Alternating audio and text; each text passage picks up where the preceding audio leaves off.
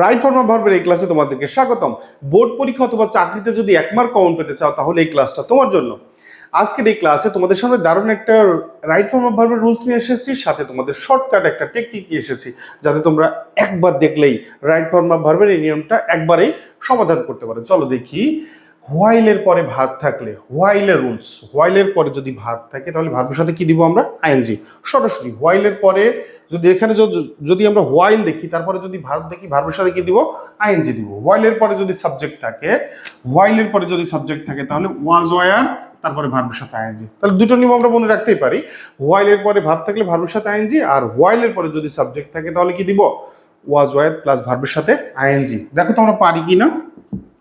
While, হোয়াইলের পরে verb থাকলে কি দিব আমরা? ভার্বের সাথে আইএনজি।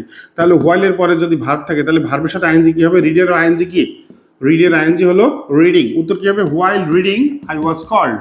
ওকে, তারপরে দেখো 2 নম্বরে while he do the some he faced some problems, তাই তো? এখানে দেখো হোয়াইলের পরে কি আছে? সাবজেক্ট আছে। যদি আমি বলেছি হোয়াইলের পরে সাবজেক্ট থাকে তাহলে কি দিব?